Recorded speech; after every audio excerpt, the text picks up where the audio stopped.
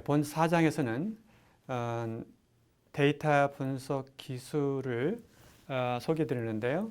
전부 다는 할 수 없고 대표적으로 많이 쓰이고 아주 중요한 그 기술에 대해서만 선택적으로 소개를 드리겠습니다. 먼저 빅데이터 분석 기술을 이렇게 좀 기술에 대해서 좀 성질, 그다음 우리가 주의할 점 그걸 좀 살펴보겠는데요. 기계 학습은 주로 신경망 모형이 주요한 그 툴로서 사용되는 그 방법이고요. 그래서 여기서 이제 요게 좋은 점은 뭐냐면 아주 신속하게 그 학습을 한다는 것입니다. 그래서 그 실시간으로 데이터를 모아서 그 모아진 데이터를 분석하면서 실시간 서비스에 아주 그 유익한 그러한 이제 그 방법인데요. 그 반면에 그 해석력, 여기서 이제 해석력은 어떻게 해서 그런 그 값들이 나오는지, 어떤 모형하에서 어떤 그런 그 예측치가 나오는 건지, 그거에 대한 그 해석력은 우리가 이제 그 기계 안에서 어떤 그 함수나 어떤 그 모형에서 나오는 건지를 볼 수 없기 때문에 해석에는 이제 많은 한계가 있습니다. 그에 반해서 전통적인 그 분석 방법을 보면 전통적으로는 이제 통계적인 그 분석 방법인데요. 이 방법은 상당히 이제 제한적이죠. 왜냐하면 주어진 데이터에 대한 어떤 그 모형을 개발하는데 물론 이 모형이 개발되면은 그 모형을 통해서 예측도 하고 우리가 필요한 어떤 문제 해결에 많은 그 도움을 받을 수가 있는데 이 전통적인 이 모형은 여러 가지 그 수학 혹은 통계적인 가정들이 이제 들어가 있는 경우가 많거든요. 그런 차원에서 상당 부분이 제한성이고요. 그 활용면에서 그렇지만 이제 해석적인 측면에서 보면은 모형의 그 구조를 우리가 알 수 있기 때문에 그 값들이 어떤 모양에서 왜 그 값들이 나오는지를 우리가 해석할 수가 있습니다. 그런 면에서는 이게 아주 유용하죠. 즉, 그 주어진 자료 속에 숨어 있는 어떤 그 진실, 어떤 정보들의 어떤 구조를 표현할 수 있다는 차원에서는 매우 유용한 방법이 되겠습니다. 그다음에 이제 그 자료의 다양성을 보면 일단 자연 언어를 처리할 수 있어야 되겠고, 그다음에 그 모든 문자로 된 그 자료들을 처리해서 그걸 이제 분석하는 그 작업들을 이제 우리가 하는 게 가능하겠고요. 더 나아가서는 이제 비디오나 그림, 다양한 그 영상들을 분석해서 예를 들면 그림상에서 뭐 이게 고양이인지 개인지 분석하는 거, 그다음에 이제 사람의 얼굴을 그 인식하는 그러한 그 분석들이 이제 요즘은 많이 잘 개발이 돼 있죠.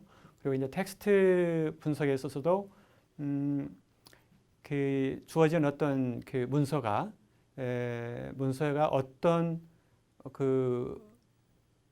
어떤 클래스로 분류가 되는지, 예를 들면 이게 이제 과학 분야인지 과학 안에서도 생물인지 아니면은 그 물리 분야인지 아니면 무슨 그 화학 분야인지 등등 구체적으로 이제 분류하는데 쓰이는 방법이 이제 텍스트 마이닝 기법이 되겠습니다. 그래서 이게 자료의 다양성에 따라서 관련되는 그 분석 기법들이 아주 많이 개발이 되어 있고요. 그다음에 이제 우리가 그 염두에 둘 부분 중에서 중요한 부분이 사람과 기계의 연결이 되겠습니다. 그래서 기계는 물론 속도 면에서 하루에 24시간 계속 쉬지 않고 그 작동을 할 수 있는 게 이제 기계죠. 그다음에 속도, 그다음에 이제 기계는 정밀성 면에서 그 사람이 다룰 수 있는 한계를 뛰어넘을 수 있는 그 정밀성이 있거든요. 그다음에 그러한 정밀성 우리가 또 활용을 하고, 그다음에 우리 사람은 이제 논리성이 아주 뛰어나죠. 그다음에 전문적인 경험을 아주 오랫동안 한 사람은 어떤 직관력이 있죠. 그래서 어떤 현상이나 데이터를 보고 직관적으로 그 느낄 수 있는 그런 부분들이 있단 말입니다. 이게 이제 중요한 부분이 그 자료 처리하거나 처음에 자료를 가지고 탐색하는 과정에서 이 자료가 무슨 얘기를 해 줄지를 미리 감을 잡는 게 데이터 분석에서 굉장히 중요한데, 이와 같이 사람의 어떤 직관, 그다음에 이제 기계의 분석 속도하고 이 정밀성, 그다음에 이제 사람의 논리에 의한 그 알고리즘의 개발, 이런 것들이 같이 잘 연결이 됨으로 해서 오늘날 그 빅데이터 그 분석이 아주 효율적으로 진행되고, 그다음에 이 데이터 과학을 통해서 그 사회에 여러 가지 유익한 것들이 제공될 수가 있게 되는 거죠. 그다음에 이제 구체적으로 데이터 그 처리 과정을 한번 그 살펴보시면, 실제 이 현상 속에서 원시 데이터를 수집하는데, 이 원시 데이터의 모양들을 구체적으로 좀 열거를 했는데요. 예를 들면 카카오톡에 나타나는 각종 그 문자 자료들, 그다음에 이제 여러 가지 의료 기록들, 물론 이제 숫자나 그 말로 된 것도 있지만 영상 혹은 이제 신호, 다양한 그 형태의 기록들이 있죠. 그다음에 구매 기록, 구매 기록은 이제 상품의 품목이랄지, 그다음에 구매한 날짜, 그다음에 이제 구매 반복 횟수, 그런 것들 기록이 중요하고, 그다음에 신용카드 기록도 역시 언제 어디에서 어떤 품목을 구입했는지, 그걸 통해서 그 유통회사나 그다음에 그 신용카드 회사에서 그 신용카드의 소유자한테 상당히 유익한 정보를 제공할 수도 있고 또 제공받을 수가 있는 그런 중요한 자료로 활용되죠. 그다음에 신문 개사에 대한 분류, 그다음에 영화 관람 기록을 통해서 영화에 대한 인기도를 예측할 수도 있고, 그다음에 또 그 개개인한테는 개개인의 선호도에 따른 영화를 추천할 수 있는 그러한 그 프로그램도 개발할 수가 있고요. 그다음에 건강검진 기록을 통해서 국가 차원에서의 국민들의 건강 증진을 위해서 필요한 것이 뭔지를 예측할 수도 있고, 또 각 회사나 개인 차원에서도 이런 기록들의 분석 결과를 통해서 많은 도움 받을 수가 있고요. 그 다음에 또 필요에 따라서 설문조사도 시행할 수가 있고, 그 다음에 이제 주택 자료도 굉장히 그 한 주택마다 주택의 그 특징에 따라서 굉장히 다양한 요소들이 기록이 되죠. 그렇기 때문에 우리가 이런 그 자료들은 직접 그 분석에 활용될 수 있는 상태가 아닌 그 원시 데이터 상태가 되죠. 이러한 원시 데이터를 이제 처리를 하게 되는데, 전처리라는 얘기는 분석할 수 있는 모양으로 잘 그 정제가 되기까지 그 과정을 전처리 과정이라고 하죠. 그다음에 데이터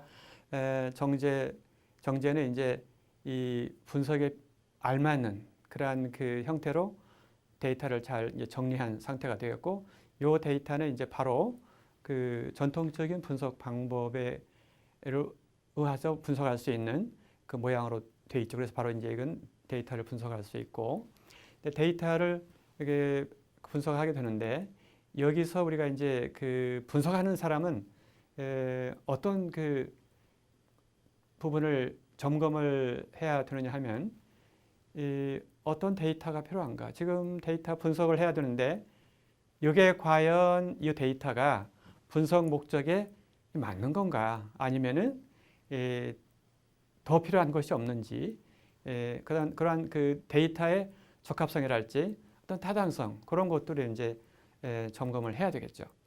그 다음에 요 원시 데이터를 일단 이렇게 보물로 해서 과연 이 원시 데이터의 어떤 부분을 우리가 정제를 하는 것이 필요한지, 그것도 일단 데이터 분석하는 사람들은 그걸 그 결정을 해서 이걸 검토하고 결정을 해서 원시 데이터 중에서도 어떤 부분을 선택을 해서 이제 정제 과정을 진행해야 되겠죠. 그러니까 이런 부분들을 항상 그 문제 혹은 데이터 처리하는 그 목적을 항상 염두에 두고 데이터를 선정을 해서 정제하고 분석하는 이런 과정을 거쳐야 되겠습니다. 물론 이런 저런 과정에서 산업체나 기업체에서는 수시로 기업의 그 경영진과 그 데이터 처리 과정에서 나타나는 문제점과 새로 발견한 그 내용이 있으면 수시로 알림을 해서 전사적으로 이런 그 새로운 사실들을 공유하는 것이 중요하겠습니다.